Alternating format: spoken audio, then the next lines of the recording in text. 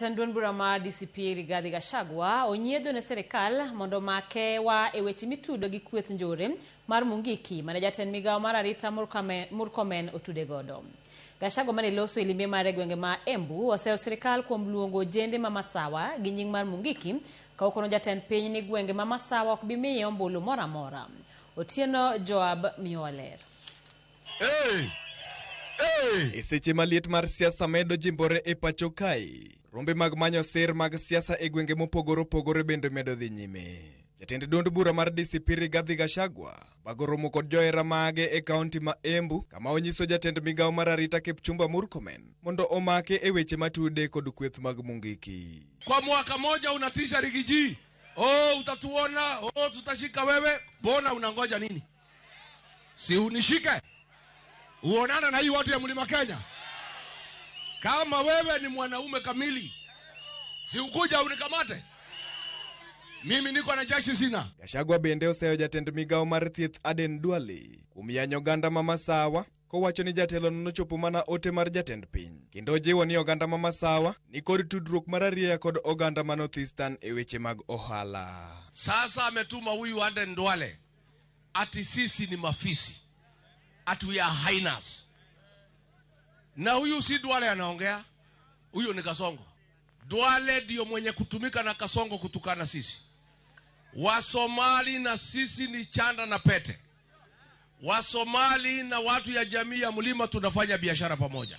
Jatelo noseyo weche mag luongo rowere mag gwenge ma Masawa kono ni Mungiki. Komedo ni gwenge ma Masawa osethegore kod jatend piny William Ruto kendo onge ombulu ma obiro yudo e yiero maduong' ma higa 2027. Huyu kijana ya Ruto anaitwa Murkomen.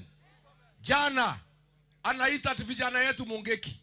Kwa sababu tumesema hakuna siku tutakubalia goons kuja hapa mlimani kusubua watu.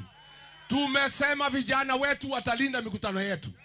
Watalinda makanisa yetu, watalinda viongozi wao, watalinda biashara zetu. Sasa wewe Kipchumba ulikuwa unatuma wahuni na polisi kuumiza watu hapa na kuharibu mali.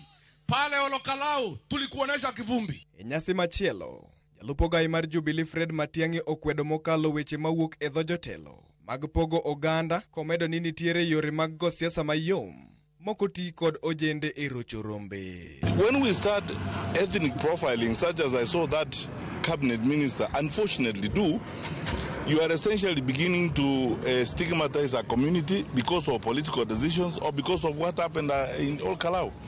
Let us be responsible people. I can't say this much more eloquently than some of our founding fathers said. The political competitions that we have, the desires we have for power and position, and the survival and stability of our country.